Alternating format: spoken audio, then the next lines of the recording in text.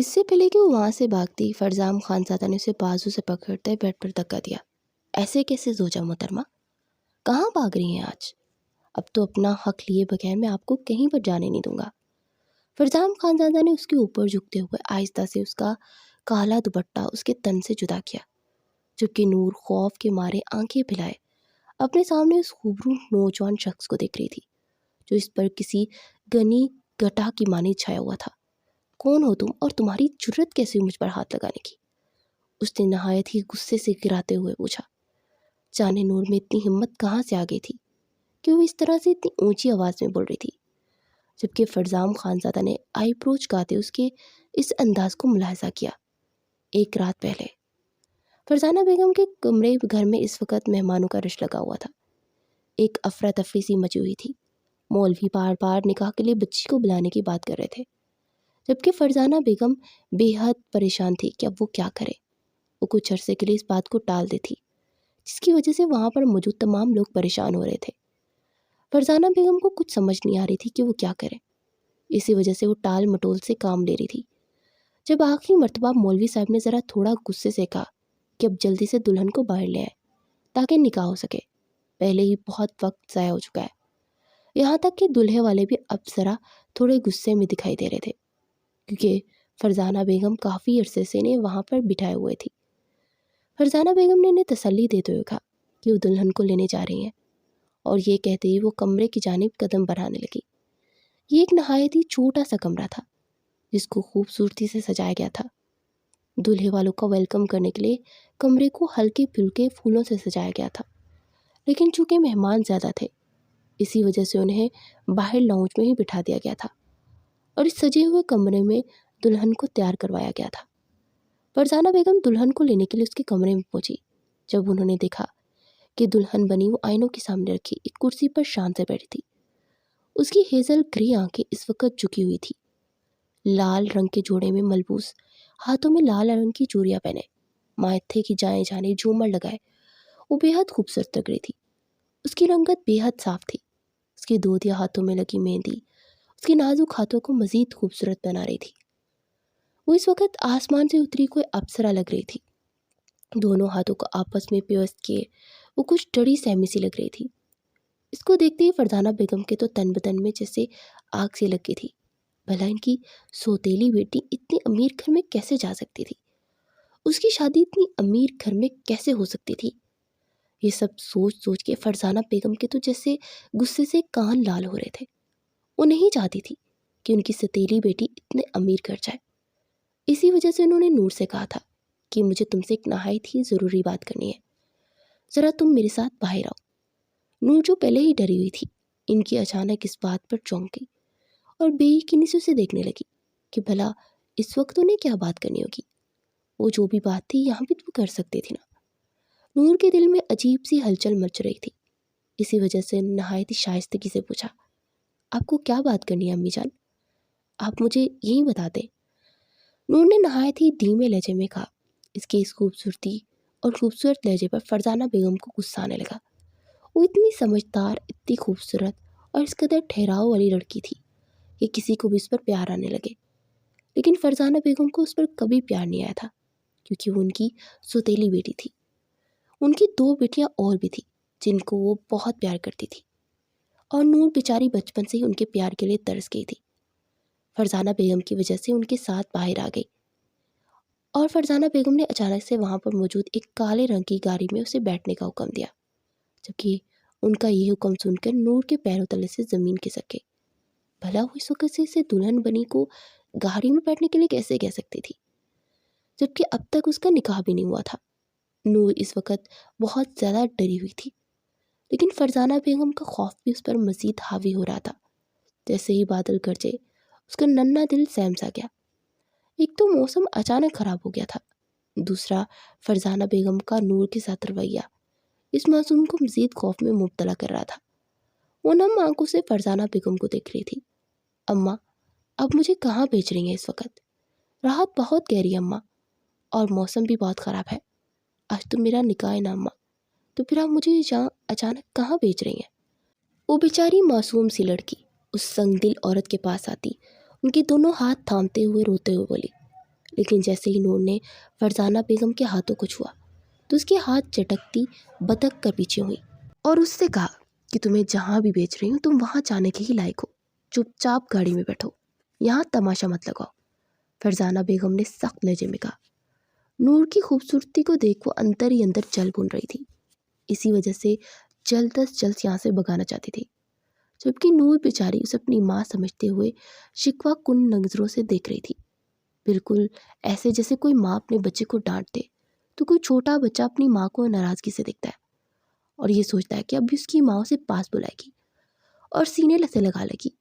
वो भी इसी उम्मीद के तहत सुल्ताना बेगम को देख रही थी, लेकिन उनके दिल में नूर के लिए तो जैसे पत्थर फिक्स था, भले वो कैसे मुझसे मोहब्बत जताती।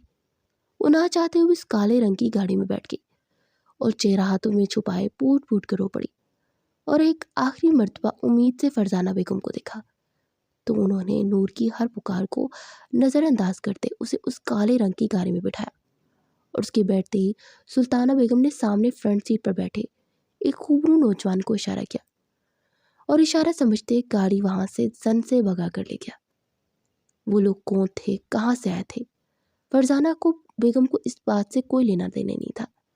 वो बस नूर से जान छुड़वाना चाहती थी, क्योंकि वो जो कर चुकी थी उन्होंने वापस अंदर आते ही शोर मचा दिया कि दुल्हन भाग चुकी है। ये बात वहाँ सुनते हलचल सी मच गई थी। तमाम लोग गुस्से से वहाँ खड़े हो गए। दुल्हे की तरफ से आए हुए लोग तो इतने शदीद गुस्से में थे कि वो लोग बारात को वापस ले जाना चाहते थे। दुल्हा बना वो नौजवान, जो एक नहायत ही खूबसूरत नौजवान था, उसकी आंखें सुर्ख अंगारा होती लहू झलकाने लगी। उसकी शादी पर उसी की दुल्हन निकाह से पहले किसी और के साथ भाग गई। ये बात उसे तीर की तरह चुभी थी। उसका बस नहीं चल रहा था कि वो अपनी दुल्हन को कहीं से भी ढूंढ निकाले और फौरन से खड़ा होता वहां से बाहर की जाने पड़ने लगा कि उसकी माँ ने उसका हाथ थामते उसको रोक दिया। वो पूरी बात जानना चाहती थी। पहले उन्होंने फरजाना बेगम से पूछा कि दुल्हन कहाँ है, लेकिन फरजाना बेगम के अदा किए गए चंद जुमलों ने उस दूल्हे के तन बदन में आग लगा दी। दुल्हन भाग चुकी है अपने किसी हमनशीन के साथ, फरजाना बेगम झूठे आंसू बहाती हुई बोल रही थी। जबकि ये सब सुनते दूल्हे की माँ ने उनको अच्छी खासी बातें सुनाई। आपने इतना अरसा हमें यहाँ से बिठा कर रखा और दोपहर से रात हो चुकी है, बाहर मौसम इतना ख़राब है और आप कह रही हैं कि दुल्हन भाग गई है। क्या शरीफ खानदान के लोग इस तरह के होते हैं? इनकी बेटियां यूं निकाह के वाले दिन दुल्हन बनी हुई आधी रात को यूं किसी के साथ भाग जाए। ये बात कहने वाली दुल्हे की माँ थी। दुल्हे वाले बस जाने ही लगे थे, क्योंकि अब इनका वहाँ रुकना बेमायनी था। इन्हें अपने इस कदर तजलील महसूस हो रही थी कि दुल्हे के वालिदैन तो फरजाना बेगम को कत्ल कर देना चाहते थे, जबकि दुल्हे का तो बस नहीं चल रहा था कि वो नूर को जहन्नुम से भी ढूंढ निकाले और इसका वो हाल करे कि वो सारी ज़िंदगी याद रखे। वो इस वक्त इतने गुस्से में थे कि जाने क्या कर डाले। फरजाना बेगम ने जैसे ही दुल्हे की माँ की बात सुनी तो इनके पाँव तले से ज़मीन खिसक गई। सारी काया पलट होती महसूस हुई।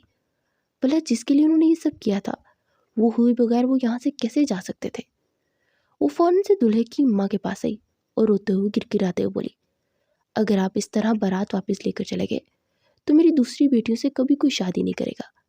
आप एक काम करें, मेरी बड़ी बेटी महविश को अपनी दुल्हन बना कर ले जाएं। आपको खुदा का वास्ता इस तरह से बारात वापस ले जाकर मत जाए, हम बर्बाद हो जाएंगे। और मेरी दोनों दो छोटी बेटियां जिनकी कोई गलती भी नहीं, इन्हें बड़ी बहन की इस अमल की सज़ा भुगतनी पड़ेगी। उसने आपकी इज्जत रह ले जाएगी और हमारी भी इज्जत रह जाएगी। बराए मेहरबानी कि ये बात इस तरीके से ना उछालें। हालांकि ये सब करने वाली वो खुद थी और अब झूठे आंसू बहाते वो दूल्हे की अम्मा का दिल नरम करने की कोशिश कर रही थी और कई हद तक वो इस कोशिश में कामयाब भी हो गई थी, क्योंकि हकीकत तो यही थी कि अगर बारात यूं बगैर दुल्हन के वापस जाती तो दोनों खानदानों की बेहद तजलील होती। दूल्हे के वालिदैन ने भी समझदारी से काम लेते उनकी बात मान ली और फरजाना बेगम से कहा कि ठीक है, हम आपकी दूसरी बेटी महविश को अपने बेटे की दुल्हन बनाकर ले जाएंगे। ये सुनते ही फरजाना बेगम की तो बाँझें ही खिल उठी। वो बेतहाशा खुश हुई। उनकी बात सुनते ही फौरन अपने झूठे आंसू साफ किए और अंदर की जाने पड़ गई। जब उन्हें दूल्हे की माँ की आवाज़ सुनाई दी, अब मेहरबानी करके ज़रा जल्दी कीजिए, क्योंकि हमें वापस भी जाना है। वो तो बहुत ही जल्दी में थी। इसी वजह से फ़ौरन इनका हुक्म मानते अंदर की जानिब बढ़ गई और अपनी दूसरी बेटी, जो कि इनकी सगी और बड़ी बेटी थी, महविश को बुलाकर जल्दी से शादी का जोड़ा पहन लो कहा। और पहले ही तमाम तैयारियां की हुई थी। इसी वजह से वो जोड़ा पहले ही लाकर रख चुकी थी। यहाँ तक कि इन्होंने पार्लर वाली भी तक नहीं भेजा था, वो भी यहाँ मौजूद थी। महविश ने अपनी माँ से पूछा कि ये सब क्या कर रही हैं आप, क्योंकि वो अपनी माँ को इस प्लान से बिल्कुल भी नावाकिफ थी। उसकी माँ ने कहा कि मैं जो भी कर रही हूँ तुम्हारे अच्छे मुस्तकबिल के लिए कर रही हूँ। महविश को कुछ खास समझ नहीं आ रहा था, लेकिन जो भी था, मगर इसकी माँ इसको ये सब कुछ करने के लिए कह रही थी तो यकीनन इसका भला ही चाहती होगी। अपनी माँ के कहने पर वो दुल्हन का जोड़ा पहनती बिल्कुल दुल्हन की तैयार हो गई और कुछ ही देर में अपनी माँ के संग चलते वो बाहर की जानिब कदम बढ़ाने लगी और कुछ ही देर में वो दुल्हन बनी निकाह ख्वाह के सामने बैठी थी। महज चंद घंटों का खेल था और महविश का निकाह उसकी बहन के होने वाले दुल्हन से हो चुका था। वो दोनों एक दूसरे से अनजान थे। उसकी माँ इस निकाह से बेतहाशा खुश थी, जबकि दूल्हे के वालिदैन उस निकाह से खास खुश दिखाई नहीं दे रहे थे, लेकिन उन्हें मतलब निकाह से था और अपनी इज्जत से। वो महज अपनी इज्जत बचाने के लिए निकाह कर रहे थे। कुछ ही देर में रुखसती का शोर उठा और रुखसती के लिए एक बहुत ही बड़ी गाड़ी खूबसूरती से सजी बाहर खड़ी दूल्हे और दुल्हन का इंतजार कर रही थी। गाड़ी को नहायत ही खूबसूरती से सजाया गया था। फर्श गुलाब के फूलों के साथ गाड़ियों को सजाया गया था, जबकि पीछे 3 मजीद गाड़ियाँ थी जो खूबसूरती से सजी हुई थी। बारात अपनी शान शौकत के साथ बाहर आई। जो दूल्हे की गाड़ी थी वो एक बहुत बड़ी लैंड क्रूज़र थी। इतनी बड़ी गाड़ी को देखते हुए फरजाना बेगम तो अंदर ही अंदर बेतहाशा खुश हो रही थी कि उनकी बेटी की शादी इतने बड़े घर में हो रही है। अब उनकी बेटी बेतहाशा सुखी रहेगी, ये जाने बगैर कि उनकी बेटी पर क्या क़यामत टूटने वाली है। उनकी बेटी की शादी इतने बड़े घर में हो रही है, ये धूमधाम से। ये देखकर उन्होंने अचानक से अपना फैसला बदला। इससे पहले कि महविश की रुखसती होती, दूल्हे की माँ ने फरजाना बेगम को अपने पास बुलाया और उनके कहने के बाद उन्होंने अपने आप को लोगों को बहुत शरीफ समझा था, लेकिन हमें नहीं पता था कि आप लोग इस तरह के निकलेंगे। शादी के रोज़ दुल्हन का घर से भाग जाना ये कोई आम बात नहीं है और ना ही किसी शरीफों की हरकत ऐसी होती है जिस तरह आप लोगों ने की है। इसी वजह से हम लोग इस बात से अपनी बेटी को रुखसत करवा कर ले जाएंगे कि आप दोबारा हमारी बहू से नहीं मिल सकते। अगर आप इस बात पर राज़ी होती हैं तभी रुखसती होगी, वरना आपकी बेटी को यही छोड़कर चले जाएंगे। दूल्हे की माँ की बात सुनते फरजाना बेगम को ज़ोरदार झटका लगा था। उन्होंने बेयकीनी से दुल्हन की माँ को देखा जो अब ये कह रही थी, जल्दी बताइए, क्या आप कोई शर्त मंजूर है? ये बात सुनती ही फ़िलहाल फरजाना बेगम चुप कर गई, क्योंकि वह जानती थी इस वक्त दूल्हे की माँ गुस्से में है। यकीनन गुस्से में ऐसी बात कर रही हैं। भला ये कहाँ लिखा है कि बेटी को उसके घर वालों से दूर कर दिया जाए? इसलिए ये सोचकर बाद में सब कुछ ठीक हो जाएगा, ठीक हो गई। फरजाना बेगम ने उनकी बात की हामी भर ली और कह दिया कि ठीक है, जैसा आप चाहते हैं वैसा ही होगा। वो तो वैसे ही ऐसी बातों पर बहुत खुश थी कि उनकी बेटी की शादी इतने बड़े घर में हो रही है और बस यही चाहती थी अपने घर में सुखी रहे और इस घर पर राज करे। यही सोचकर वो चुप रही और चंद ही देर में महविश की रुखसती हो गई। फरजाना बेगम आज बहुत ज़्यादा खुश थी क्योंकि इनकी बेटी एक बहुत बड़े अमीर कबीर ख़ानदान में चली गई थी। यकीनन अब वो वहाँ जाकर राज करने वाली थी। अब अपनी दूसरी बेटी के लिए भी इतने अच्छे रिश्ते की दुआएं करने लगी। दुल्हन को गाड़ी में बिठाया गया। गाड़ी हवेली की जानिब गामजन हो गई, जबकि दूसरी जानिब नूर गाड़ी में बैठी मुसलसल रो रही थी। उसे कुछ पता नहीं था कि उसे कहाँ जाना है। कुछ ही देर में गाड़ी एक बहुत बड़े क्लब में आकर रुकी तो नूर ने हैरत से उस क्लब को देखा। वो पढ़ी लिखी लड़की थी, ऐसी जगहों के बारे में खूब जानती थी। इससे पहले कि वो कुछ पूछती, ड्राइवर एक जोड़ा उसकी जाने पड़ा, उसे वो जोड़ा पहनने को दिया और कहा, जल्दी से ये पहन लो, गाड़ी में तुम्हारा इंतज़ार कर रहा हूँ बाहर। गाड़ी में कपड़े कैसे तब्दील करती, नूर ये सोच सोच कर परेशान हो रही थी। लेकिन जो भी था, अब उसे ये करना तो था ही, वरना जाने ड्राइवर उसके साथ क्या करता। कुछ ही देर में नूर ने वो जोड़ा पहन लिया था जो काले रंग का था। काले रंग की कामदार फ्राक जो इसकी घुटनों तक आती थी, इसके साथ काले रंग का ही दुपट्टा था। उसे पहनकर अब से तमाम तरजेवर उतार चुकी थी। البتہ چہرے پر میک اپ موجود تھا۔ وہ اب سوچ رہی تھی کہ کیا کرے۔ اسے کھڑکی پر دستک کی آواز سنائی تھی۔ میڈم، آپ نے کپڑے بدلا لیے؟ تو گاڑی سے باہر نکل آئی۔ باہر باس انتظار کر رہے تھے۔ ڈرائیور کے لب و لہجہ بھی ایسا ہی تھا۔ گاڑی سے باہر نکلی اور ڈرائیور کی ہمراہ اندر کی جانب بڑھنے لگی۔ وہ نظریں جھکائے حل سوچ رہی تھی۔ اسے کچھ سمجھ نہیں آ رہا تھا کہ وہ کہاں جائے، لیکن کچھ بھی دیر بعد جب اس نے نظریں اٹھائی تو سامنے کوئی نہیں تھا۔ وہ سائڈ پر کہیں غائب ہو چکا تھا۔ نور کو مزید پریشان ہونے لگی۔ اس کا دل گھبرانے لگا۔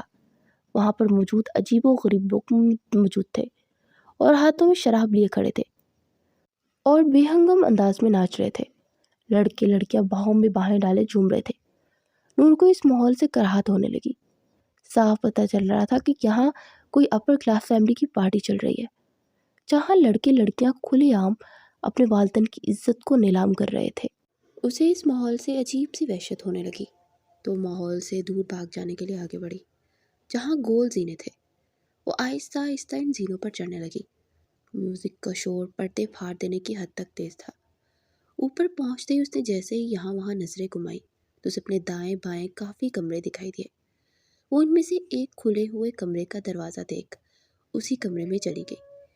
اس بات سے انجام کہ فرزام خانزادہ کا پرائیویٹ روم تھا، اس انسان کا کمرہ جس کے سائے سے بھی وہ کانپتی تھی۔ اس نے یہاں وہاں نظریں دوڑائی تو اسے کمرہ نفاست سے سیٹ کیا ہوا نظر آیا۔ اس نے سکھ کا سانس لیا کیونکہ اس کمرے میں کوئی بھی موجود نہیں تھا۔ وہاں پر موجود ایک سنگل صوفے پر بیٹھے ہوئے اب یہ سوچ رہی تھی کہ اس کی ماں نے اسے آخر یہ کہاں بھیج دیا تھا۔ وہ مسلسل پریشان تھی اور اب تو پریشانی کے عالم میں اس کی آنکھوں سے آنسو ہی بہنے لگے تھے۔ وہ کبھی بھی سوچ بھی نہیں سکتی تھی کہ اس کی ماں اسے یوں بے یار و مددگار چھوڑ دے گی۔ وہ بھی انہی سوچوں میں گم تھی کہ اچانک سے واش روم کا دروازہ کھلا اور سامنے سے جو شخص نمودار ہوا تھا اسے دیکھتے ہی نور کے پیروں تلے سے زمین کھسکا گئی۔ وہ بے اختیار اپنی جگہ سے اٹھ کھڑی ہوئی۔ اس سے پہلے کہ وہ وہاں سے بھاگتی، فرزام خانزادہ نے اسے بازو سے پکڑتے بیڈ پر دھکا دیا۔ ایسے کیسے زوجہ محترمہ، کہاں بھاگ رہی ہیں آپ؟ آج تو آپ سے اپنا حق لیے بغیر میں آپ کو کہیں جانے نہیں دوں گا۔ فرزان خانزادہ نے اس کے اوپر جھکتے ہوئے آہستہ سے اس کا کالا دوپٹہ اس کے تن سے جدا کر دیا، جبکہ نور خوف کے مارے آنکھیں پھیلائے اپنے سامنے اس خوبرو نوجوان کو دیکھ رہی تھی جو اس پر کسی گنی گھٹا کی مانند چھایا ہوا تھا۔ کون ہو تم اور تمہاری جرت کیسے ہوئی مجھے ہاتھ لگانے کی؟ اس نے نہایت ہی غصے سے غراتے ہوئے پوچھا۔ جانے نور میں اتنی ہمت کہاں سے آ گئی تھی کہ وہ اس طرح سے اونچی آواز میں بول رہی تھی، جبکہ فرزام خانزادہ نے آئی برو جھکاتے ہوئے اس کے اس انداز کو ملاحظہ کیا۔ ارے واہ، کیا بات ہے، اب تو چوزی بھی شیرنی بن چکی ہے، اس نے دانت میں تالی بجاتے ہوئے کہا۔ تو نور نے حیرانی سے اس کی جانب دیکھا۔ تم میرے ساتھ کچھ بھی نہیں کر پاؤ گے، میری بات لکھ کے رکھ لو۔ اس نے اسے دھکا دینے کی کوشش کی، لیکن وہ ایک نہایت ہی طاقتور جسامت کا مالک تھا۔ ارے ایسے کیسے؟ تم میری بیوی ہو اور میرے نکاح میں ہو، اسی وجہ سے میں جو چاہے تمہارے ساتھ کر سکتا ہوں۔ جبکہ اس کے الفاظ نور کے سر پر کسی بم کی طرح پھٹے تھے۔ وہ حیرانی سے اسے دیکھ رہی تھی۔ ایسا نہیں ہو سکتا، وہ مسلسل نفی میں سر ہلاتے ہوئے بول رہی تھی۔ ایسا ہی ہے بیگم صاحبہ، تم بچپن سے میرے نکاح میں ہو، یوں ہی نہیں میں ہر وقت تمہارے آگے پیچھے گھومتا رہتا۔ وہ تو تمہاری سوتیلی ماں تھی جسے یہ گوارا نہیں تھا کہ تم جیسی لڑکی کو اتنے امیر شہزادے کے ساتھ رخصت کرے۔ تمہارے مرحوم بابا نے تمہارا نکاح مجھ سے کروا دیا تھا کیونکہ شاید وہ بھی اپنی بیوی کو اچھے سے جانتے تھے کہ وہ کبھی تمہیں خوش نہیں رہنے دے گی۔ اسی وجہ سے انہوں نے 10 سال کی عمر میں ہی میرا نکاح تم سے کروا دیا تھا۔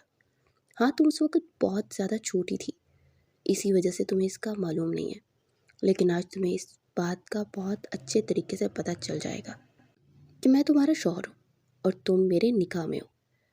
یہ کہتے وہ آہستی سے اس کے لبوں کے اوپر جھکا اور اس کے خوبصورت گلابی لبوں کا جام پینے لگا۔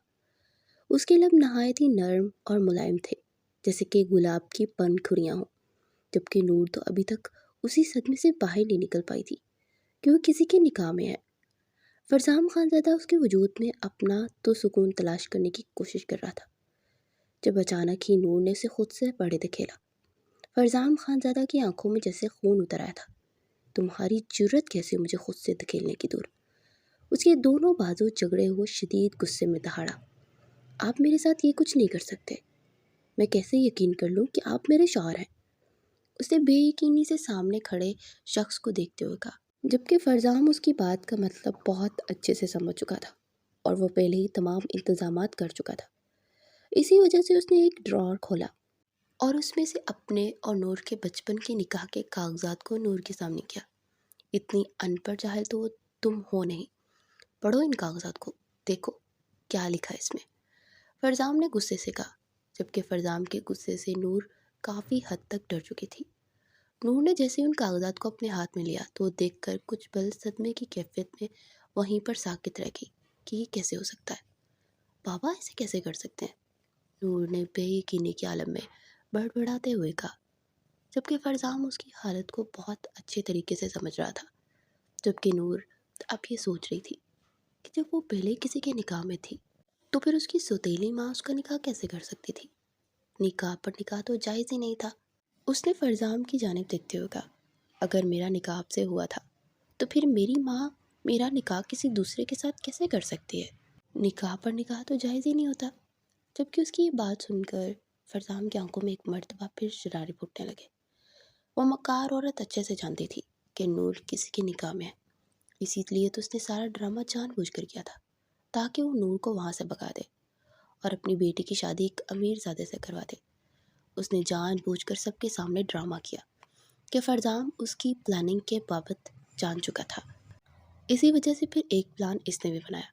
اس نے جان بوجھ کر ایسی سچویشن پیدا کی کہ وہ عورت نور کو گھر سے بھگا دے، اور اسی نے اپنے آدمیوں کو وہاں سے تعینات کر دیا تھا، اور اس کا آدمی اس کی نور کو صحیح سلامت اس تک لے آیا تھا۔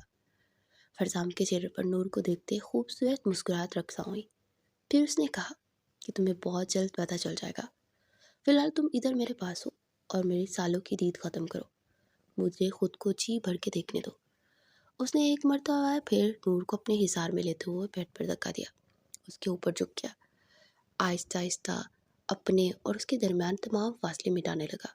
جبکہ نور نکاح نامہ دیکھنے بعد اب کچھ حد تک پرسکون ہو چکی تھی۔ وہ اس بات پر یقین کر چکی تھی کہ فرزام اس کا شوہر ہے اور ان دونوں کے درمیان جو کچھ بھی ہو رہا ہے وہ شریعت کے مطابق ہے۔ لیکن جب تک وہ ساری حقیقت نہ جان جاتی وہ یہ سب نہیں چاہتی تھی۔ اس نے ایک مرتبہ پھر عرض فرزام کو خود سے دور کیا، جب تک میں پوری حقیقت نہیں جان جاتی میں آپ کے ساتھ اپنا رشتہ نہیں بنا سکتی، نور نے حتمی لہجے میں کہا۔ جبکہ نور کی بات سن کر فرزام کو ایک مرتبہ پھر غصے نے آن گھیرا۔ وہ جو کسی کی بات نہیں سنتا تھا، اسے وہ لڑکی 2 مرتبہ دھکار چکی تھی جو اس کی شریک کے حیات تھی۔ فرزام غصے سے اس کی جانب پڑا اور اس کے ہاتھوں کو دبوچتے ہوئے اپنے سامنے کیا، میں چاہوں تو ابھی اور اسی وقت تم سے اپنا حق لے سکتا ہوں، چونٹی جتنی ہو تم ابھی، تم میں مسل کر رکھ دوں، کسی کو پتہ بھی نہیں چلے گا۔ لیکن ٹھیک ہے، میں تمہاری رضامندی کے بغیر تمہارے قریب نہیں آؤں گا، لیکن یہ مت سمجھنا کہ تم خود کو مجھ سے دور رکھ سکتی ہو۔ یہ کہتے اس کے لبوں پر جھکا اور چھوٹی سی جسارت کردہ پیچھے اٹھا۔ بہت جلد میں تم سے اپنا حق وصول کروں گا مسز نور فرزام خانزادہ، اب جلدی سے تیار ہو جاؤ، ہمیں اپنے گھر جانا ہے۔ وہ غصے سے کہتا وہاں سے چلا گیا، جبکہ نور پیچھے ہاتھ مسلتے رہ گئی۔ وہ کچھ دیر بعد جب واپس کمرے میں آیا تو فرزام خانزادہ اس کے چہرے پر پریشانی کو بامتے ہوئے پوچھا، کیا بات ہے؟ اب کون سی مصیبت آن پڑی ہے؟ نور کس بات پر پریشان ہو تم؟ تو نور کی آنکھوں میں آنسو بھرنے لگے۔ وہ اس سے انتہائی بے رخی سے بات کر رہا تھا۔ اسے چہرہ اٹھا کر فرزام کو دکھا تو فرزام کا دل ان سیاہ نین کٹوروں میں ڈوبنے لگا، لیکن خود پر قابو پاتے ہوئے پھر سے بولا، بتاؤ کیا بات ہے؟ اور پھر وہ اس سے کہنے لگی کہ ہم یہیں پر رہیں گے، کہ ہمارا کوئی گھر نہیں ہے۔ تو ایسی صورتحال میں بھی وہ اس کی معصومیت پر فرزان اس کی بات سن کر مسکرا دیا، تمہیں کس نے کہا کہ ہم یہاں رہیں گے؟ وہ اسے ابھی تک کچھ دیر پہلے بتا کر گیا تھا کہ تیار ہو جاؤ، ہمیں گھر جانا ہے، لیکن شاید اس نے غور نہیں کیا تھا تبھی پریشان ہو رہی تھی۔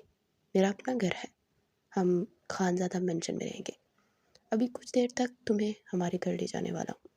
یہ سن کر نور کو تھوڑا سا حوصلہ ہوا کہ کم از کم اس کا کوئی اپنا گھر تو ہوگا جہاں وہ سکون سے رہ سکے گی۔ کیا وہ گھر میرا بھی ہوگا؟ کیا وہاں میں کھلے عام رہ سکتی ہوں، مطلب جیسے مہوش آپی اور ملائکہ اپنے گھر میں رہتی تھی؟ کیا میں وہاں اپنی مرضی سے سب کچھ کر سکتی ہوں جو میں کرنا چاہوں؟ وہ نہایت ہی معصومیت سے پوچھ رہی تھی۔ فرزام کو اس عورت پر ایک مرتبہ پھر غصہ آیا تھا، جس نے اس کی معصوم سی نور کو جانے کتنی تکلیفیں دی تھی۔ فرزام نے اسے سینے سے لگاتے ہوئے اس کے بالوں پر لب رکھے، پھر آہستگی سے بولا، وہ تمہارا گھر ہے نور، تم جو چاہو وہ کر سکتی ہو، جیسے چاہو رہ سکتی ہو۔ اس نے یقین دلانے والے انداز میں کہا۔ وہ اس بات سے خوش ہو رہی تھی۔ کچھ ہی دیر میں وہ دونوں ایک نہایتی وسیع و عرض حویلی میں موجود تھے، جہاں ان کا پرتپاک استقبال کیا گیا تھا۔ یہ سب دیکھ کر نور کی آنکھوں میں آنسو آ گئے تھے۔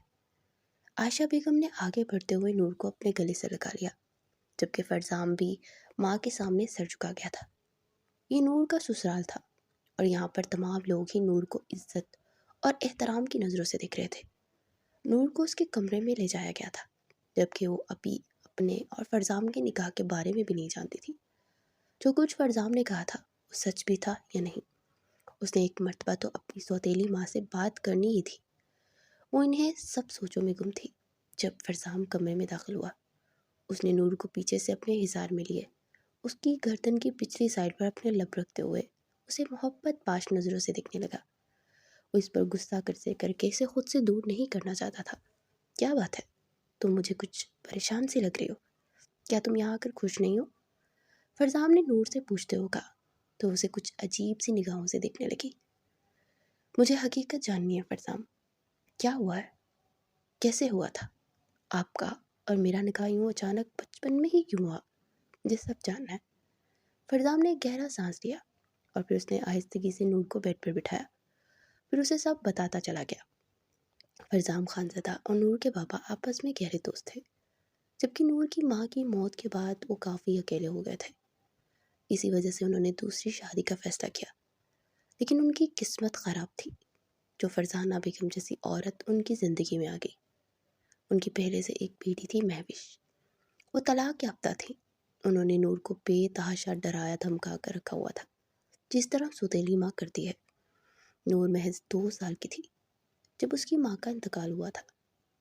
جب نور 5 سال کی ہوئی تو فرزانہ بیگم نے اس کی کسی شرارت پر اسے سزا کے طور پر اس کا ہاتھ جلا دیا۔ نور کے بابا حیات صاحب دل کے مریض تھے، وہ یہ سب برداشت نہ کر پائے، انہیں دل کا دورہ پڑ گیا۔ ڈاکٹر نے انہیں بچا تو لیا، لیکن انہیں مکمل آرام اور پریشانی سے دور رہنے کا کہا۔ ایسے میں جب شہرام خان ان کے دوست نے ان کی پریشانی کی وجہ پوچھی تو انہوں نے اپنی بیٹی کے بارے میں بتایا کہ اپنی معصوم بیٹی کو لے کر بہت پریشان ہے۔ شہرام خان نے اپنے دوست کی پریشانی کو دور کرنے کے لیے اپنے بیٹے فرزام کی شادی ان کی 5 سالہ بیٹی نور سے کروا دی۔ فرزام 10 سال کا تھا، جبکہ کچھ ہی روز بعد حیات صاحب کو اللہ کو پیارے ہو گئے۔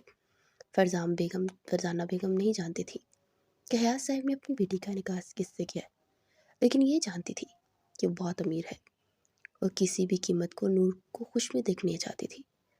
اسی وجہ سے حیات صاحب کی موت کے بعد انہوں نے وہ گھر بیچ دیا اور راتوں رات اس شہر کو چھوڑ کر دوسرے شہر میں جا بسے، جبکہ شہرام خانزادہ کی موت بھی ایک کار ایکسیڈنٹ میں ہو گئی تھی۔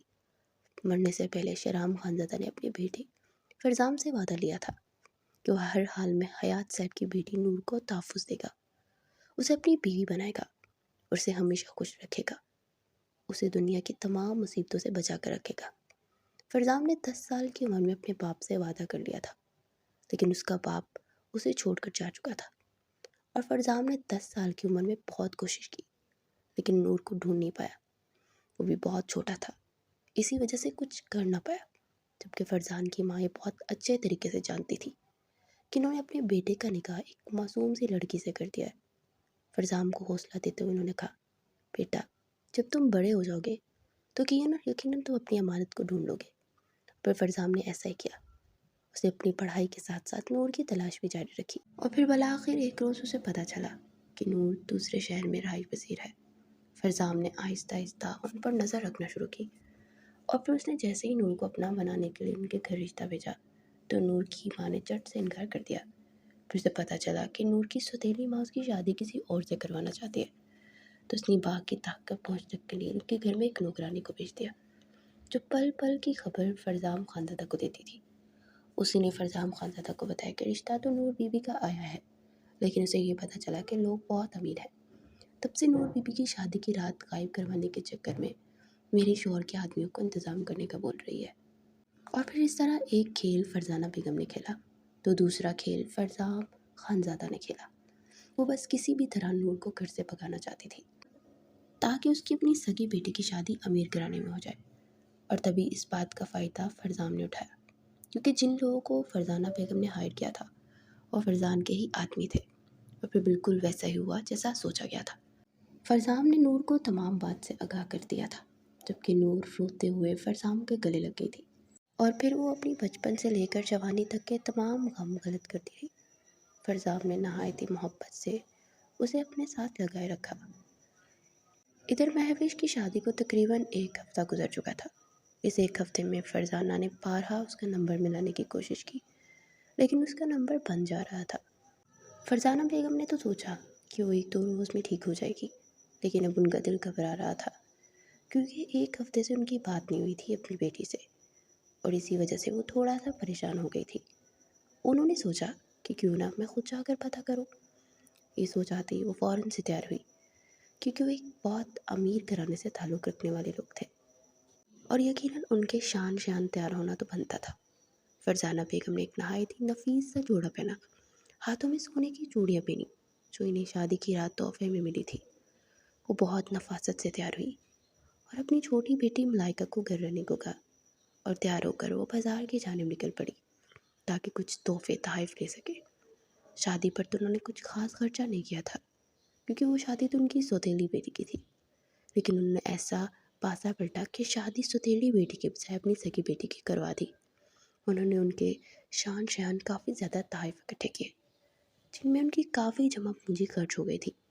तोहफे लेने के बाद जब वो उनके घर की जानिब जाने लगी तो अचानक से उनको याद आया कि वो तो उनके घर का पता जानती ही नहीं। ये रिश्ता तो उनकी सौतेली बेटी के लिए आया था, तो इस वजह से उन्होंने किसी किस्म की कोई भी जांच पड़ताल तो की ही नहीं थी, ना ही उनके घर का पता लिया था। अब वो भला उनके घर कैसे जाएंगी? उन्हें अब मज़ीद परेशानी होने लगी थी। फिर उन्हें अचानक से याद आया कि जिस रिश्ते वाली खाला ने ये रिश्ता करवाया था वो यकीनन उन लोगों के घर का पता जानती होंगी, ये बात जानती होंगी कि उनका घर कहाँ है। इसलिए वो तोहफ़े लेकर वापस अपने घर आ गई। आते ही उन्होंने उस रिश्ते वाली खाला को फ़ोन किया और उनसे पता पूछने लगी। रिश्ते वाली खाला ने उनके घर का पता बता दिया। अब वो कुछ हल्की फुल्की महसूस कर रही थी कि चलो कम अज़ कम उनका पता तो मिला। और फिर कुछ ही देर में दोबारा से तैयार होकर तोहफ़े को हाथों में पकड़ते रिक्शा पकड़ा और उनके घर के कुछ दूरी रिक्शे वाले को रोक दिया और ख़ुद वहाँ से उतर कर उनके घर की जानिब चल दी। वह घर एक डीसी कॉलोनी में था, इसी वजह से उन्होंने रिक्शे वाले को पीछे ही रोक दिया। ये बात जान करके वो और भी खुश हुई कि चलो मेरी बेटी का रिश्ता इतने अच्छे घर में हो गया। वो खुशी खुशी उस घर की जानिब बढ़ने लगी जिसका पता रिक्शे वाली खाला ने दिया था। जैसे वो घर के गेट के पास पहुंची तो वहाँ पर मौजूद पहरेदारों ने रोक लिया। उन्होंने कहा कि हाँ बेबी, कौन हो तुम और कहाँ से आई हो, किससे मिलना है तुम्हें? ये सब सुनते उन्हें अपनी तौहीन का एहसास हुआ, लेकिन अपनी बेटी का घर समझते हुए चुप कर गई। उस बेइज्जती को वो चुपचाप सहन कर गई, क्योंकि उस वक्त उनका अपनी बेटी से मिलना बहुत ज़रूरी था। उन्होंने बाहर खड़े हो पहरेदारों से कहा कि मैं इस घर की बहू की माँ हूँ, इसलिए मुझे अंदर जाने दिया जाए। लेकिन पहरेदार उनकी बात नहीं मान रहे थे। उन्होंने कहा कि हमें पहले से पता कर लें। जैसे ही पहरेदार ने दरवाज़ा खोला तो एक पहरेदार अंदर की जाने बढ़ गया, जबकि दूसरा पहरेदार अब भी बाहर खड़ा था। जब कुछ देर बाद फरजाना बेगम अपने घर में मौजूद थी। फरजाना बेगम जब से घर से आई थी यूं ही बैठी थी। क्यों ऐसे रो रही हो? अब आप मुझे परेशान कर रही हैं। फरजाना बेगम उसे क्या बताती, इसी वजह से खामोशी से आंसू बहाती रही। जब उन्हें महसूस हुआ कि उनका दिल हल्का हो गया तो वो आंसू साफ करते उनसे अलग हुई और चेहरे पर झूठी मुस्कुराहट सजाए बेटी को देखने लगी। कुछ भी नहीं हुआ, बस वैसे ही मेरा दिल भरा है। मलाइका ने उनकी बात का यकीन न किया। उसने दोबारा से पूछा, क्या बात है अम्मा, मुझे सही से बताओ, क्या हुआ है? आप तो आपसे मिलने गई थी ना आपी से, क्या हुआ वहाँ? वो ठीक तो है ना? वो खुश तो है ना? मलाइका के सवाल जवाब सुनते फरजाना बेगम की आंख फिर से आंसू बहने लगे, क्योंकि उन्होंने जो अपनी बेटी की ज़ाहरी हालत देखी थी उसके बाद वो कैसे कह सकती थी कि उनकी बेटी वहाँ पर खुश है। انہوں نے بیٹی سے ملاقات کا تمام واقعہ ملائکہ کے گوشگزار کر دیا، جسے سن کر ملائکہ بھی شاک رہ گئی۔ اسے بھی حیرت کا زوردار جھٹکا لگا، یہ سن کر کہ ان کی بہن نے اپنی ماں کو پہچاننے سے انکار کر دیا۔ لیکن اماں، آپ ہی نے ایسا کیوں کیا؟ ملائکہ اپنی ماں سے سوال کر رہی تھی۔ یہ خود نہیں جانتی اس نے ایسا کیوں کیا، لیکن اس نے مجھے دیکھتے ہی دروازہ میرے منہ پر بند کر دیا، اور جو حالت اس کی میں نے دیکھی ہے نا بیٹا، میرا دل گھبرا رہا ہے۔ مجھے ایسا لگ رہا ہے جیسے مجھ سے وہ بڑی غلطی ہو گئی ہے۔ میری بیٹی ویسی تو نہ تھی جیسی میں نے اس کی حالت دیکھی ہے، وہ تو نوکرانیوں سے بھی بدتر حال میں تھی۔ اس کی آنکھیں جو اتنی خوبصورت ہوا کرتی تھی، اب سوچ کر اتنی عجیب لگ رہی تھی، میں تمہیں بتا نہیں سکتی کہ وہ کیسی ہو گئی ہے۔ فرزانہ بیگم کو رہ رہ کے اپنی بیٹی کا خیال آ رہا تھا۔ ملائکہ نے ماں کو یوں روتے دیکھا تو اچانک اس کے دماغ میں ایک خیال آیا۔ اس نے ماں کو دیکھا، پھر سے آنکھوں میں متواتر آنسو بہنے لگے۔ اس نے اپنی ماں سے کہا، ماں، ہم نے نور کے ساتھ بہت زیادتی کی ہے۔ ملائکہ کی اچانک اس بات پر فرزانہ بیگم حیرانگی سے اس کی جانب دیکھنے لگی۔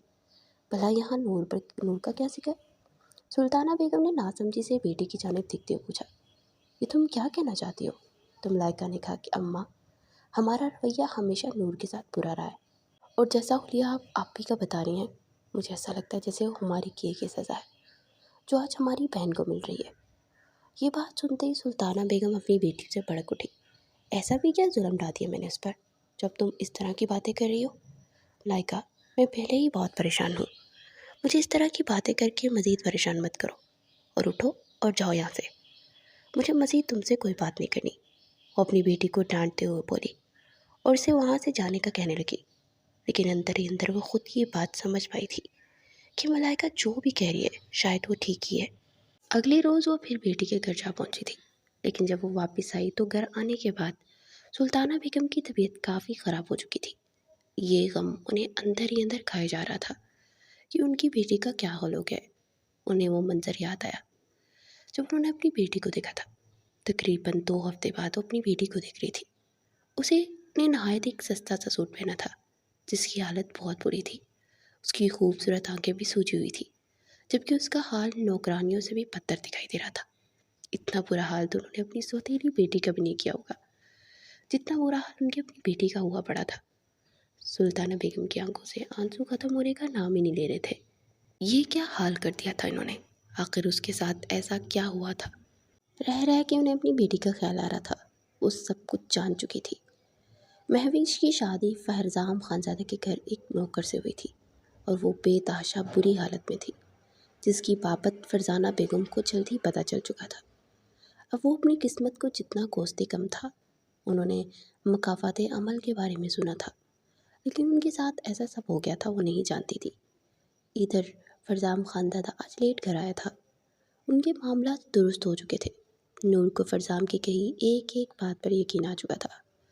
فرزام جب کمرے میں داخل ہوا تو وہ سامنے کمرے میں ٹہل رہی تھی، خوبصورت گلابی رنگ کا جوڑا پہنے، آنکھوں میں کاجل لگائے، وہ اس وقت بے تحاشا خوبصورت لگ رہی تھی۔ فرزام نے اپنا کوٹ صوفے پر اچھالا اور اسے اپنی باہوں میں بھر لیا، جبکہ نور نے مزاحمت کرتے ہوئے ناراضگی سے رخ موڑ لیا۔ فرزام اس کی ناراضگی کی وجہ سمجھ چکا تھا۔ اسے خود انتظار کا کہہ کر گیا تھا۔ اب رات کے 1 بج گئے تھے۔ وہ ایک اہم کام میں پھنس گیا تھا، جس کی وجہ سے وہ لیٹ ہو چکا تھا۔ میں فریش ہو کر آتا ہوں میری جان، پھر اپنی جان کو مناؤں گا۔ وہ یہ کہتے ہوئے واش روم کی جانب بڑھ گیا، اور پھر کچھ ہی دیر میں اس کے سامنے موجود تھا۔ وہ نور کے قریب آیا اور اس کے بالوں میں موجود کیچر کو اتارنے لگے، اور اس کے خوبصورت بالوں کو خوبصورت مہک میں ایک گہرا سانس لیا۔ آج تمہاری خیر نہیں جانے من، آج کی رات اس دنیا کی سب سے خوبصورت اور حسین رات ہوگی۔ یہ کہتے ہی فرزام نے اسے بیڈ پر آہستہ سے لٹایا اور کسی گہری گٹا کی مانند اس پر جا گیا۔ آج نور نے کسی قسم کی کوئی مزاحمت نہیں کی تھی۔ فرزان اس کے لبوں پر جھکا، کمرے کی روشنیاں بجھا گیا۔ فرزام خانزادہ اسے بے تحاشا محبت سے خود میں سمیٹ لیا اور اس کی روح میں اترتا چلا گیا۔ فرزام خانزادہ اب مزید اس کے قریب ہو چکا تھا۔ وہ اس کا جنون بن چکی تھی۔